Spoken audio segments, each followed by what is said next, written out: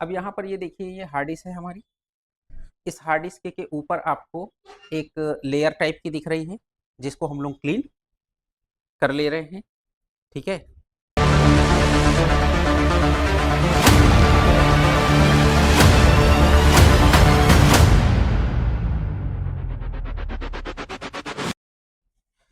अब ये फ़ोन हमारा 3U टूल पे कनेक्ट है।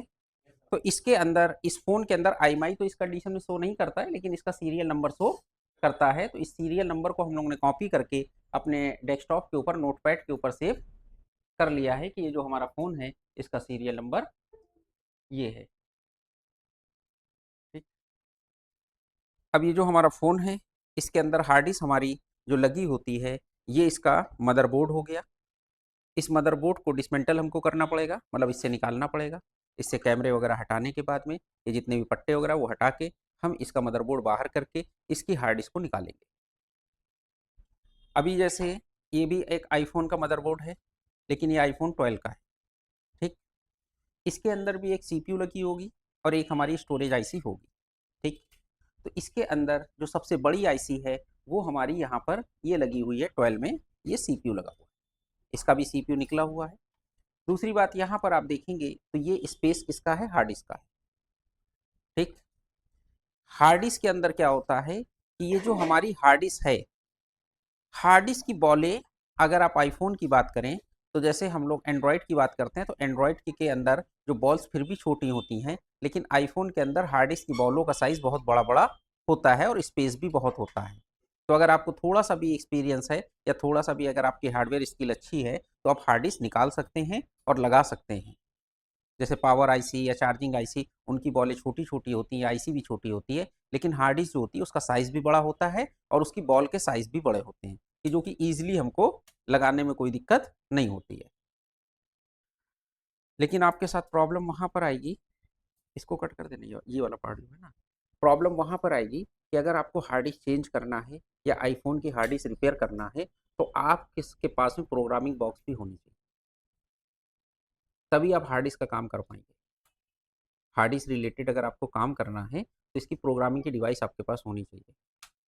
अगर आपके पास डिवाइस नहीं है, तो आप नहीं कर पाएंगे। तो सबसे बड़ी दिक्कत ये है।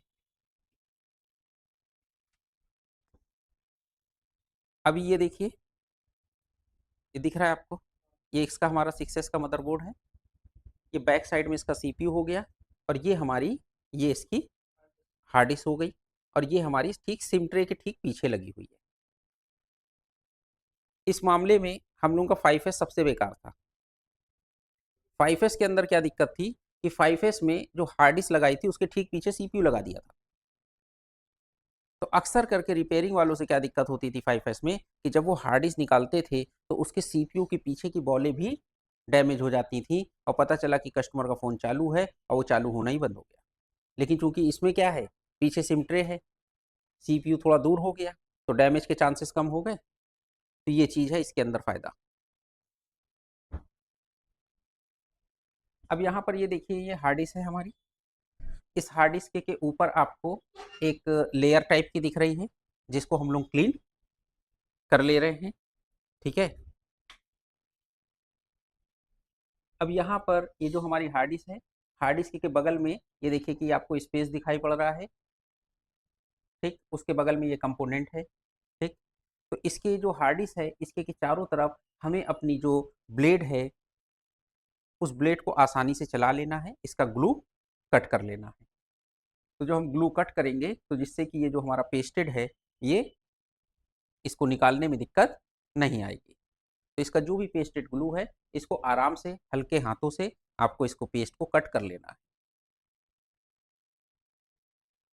और इसको चारों साइड से ही पेस्ट को कट करना है। और दूसरी चीज ये भी ध्यान रखना है कि अगल बगल के कोई भी हमारे कंपोनेंट हिले नहीं या निकले नहीं या उखड़े नहीं, मतलब इनका भी ध्यान रखना है।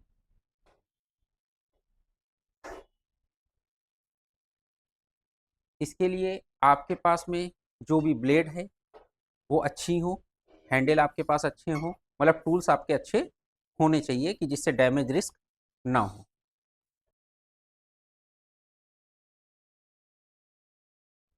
अभी देखिए, जैसे से यहाँ पर ही हम लोगों ने इसको हार्ड डिस्क को निकाल लिया। अब हार्ड डिस्क को निकालने के बाद में यहाँ पर हमें इसकी बॉलें दिख रही हैं, ठीक।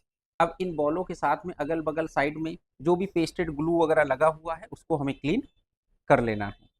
कुल मिला के हमको आईसी और पीसीबी दोनों को ही क्लीन कर लेना है किसी भी आईसी को लगाने से पहले।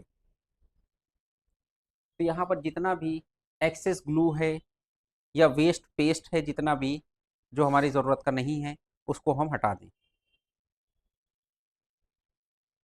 बाकी आपको जब भी क्लीन करना है तो ये ध्यान रखना है या आईसी निकालते टाइम पे आपको हीट और एयर का फ्लो सही रखना है कि जिससे कि आपकी दिक्कत ये ना आए कि आपकी कोई भी बॉलें वगैरह डैमेज हो।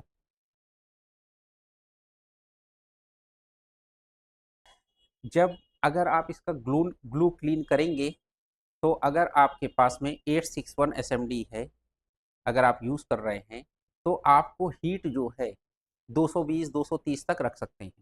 मतलब हीट की अब ज़्यादा ज़रूरत नहीं है और एयर फ्लो भी बहुत ज़्यादा ज़रूरत नहीं है, 50-60 एयर फ्लो सफिशियंट होता है। 220-30 अगर आपका हीट है और 50-60 एयर का फ्लो है, कोई दिक्कत नहीं है, आराम से क्लीन आपका हो जाएगा। क्योंकि जो हमारा सरफेस है वो बिल्कुल जितना अच्छा क्लीन होगा हमें उतनी प्रॉब्लम कम से कम होगी और आईसी प्रॉपर हमारी लग जाएगी। बाकी इसका ब्लैक पेस्टेड जो पेस्ट है उसको क्लीन करने के बाद में अब हम लोग डिसोल्डर वायर की हेल्प से जो बाकी बॉलें हैं उनको भी क्लीन कर लेंगे और जो एक्स्ट्रा पेस्ट है वो भी डिसोल्डिंग वायर की वजह से हट जाएगा।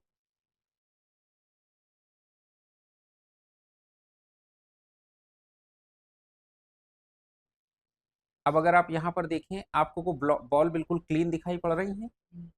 अगर उसके बावजूद भी आपकी क्लीनिंग में कोई भी बॉल क्लीन नहीं भी हो जाती है तो दोबारा से आप अपना प्रोसेस अप्लाई करके कुल मिला के आपको मदरबोर्ड को सही से क्लीन कर लेना है। 1 से 2 बार में 3 बार में आपका क्लीन हो जाना चाहिए।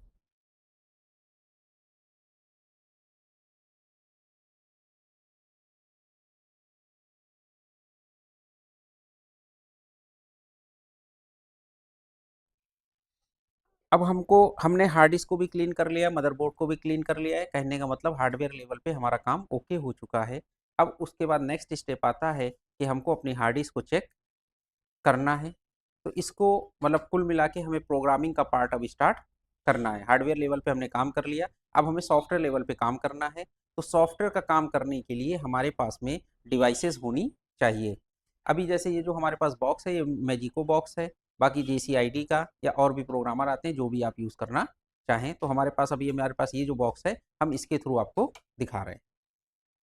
अब इस बॉक्स के अंदर यहाँ पर जो स्पेस है यहाँ पर आपकी आईसी हार्ड डिस्क जो है इसको हम यहाँ पे प्लेस करने के बाद में इस बॉक्स को इस तरीके से बंद कर देंगे और हार्ड डिस्क के ये जो यहाँ पर इस बॉक्स के अंदर पिन्स हैं ये हमारी हार्ड डिस्क की जो बॉल है उससे कनेक्ट हो जाएंगी और हार्ड डिस्क की सारी इंफॉर्मेशन हमारे कंप्यूटर के साथ में शेयर हो जाएगी।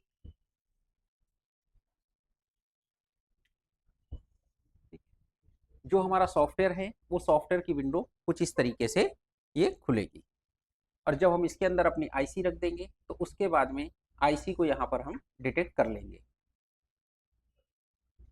तो यहाँ पर ये देखिए इसके अंदर ऑप्शन आ रहा है डिटेक्टेड हार्ड ड्राइव। अभी यहाँ पर जो हमारी आईसी की कैपेसिटी है वो 32 GB की है, ठीक। आईसी किस कंपनी की लगी हुई है वो हमारी दिखा रहा था कि तोशिबा की लगी हुई है। इस बॉक्स के अंदर एक ऑप्शन दे रखा है टेस्ट हार्ड ड्राइव का। क्या दे रखा है? टेस्ट हार्ड ड्राइव का, कि मतलब हार्ड ड्राइव जो हार्ड डिस्क है उसको टेस्ट करने का ऑप्शन दे रखा है, ठीक। अभी इसके अंदर जो इनपुट की इंफॉर्मेशन है या जो हमारी रीड इंफॉर्मेशन है हम इसकी इंफॉर्मेशन को भी रीड कर सकते हैं। जो इसके अंदर एड्रेस वगैरह हैं, ब्लूटूथ एड्रेस, वाईफाई एड्रेस, सारी चीज़ें जो एड्रेस होते हैं इसका डेटा होता है हम उसको भी रीड कर सकते हैं।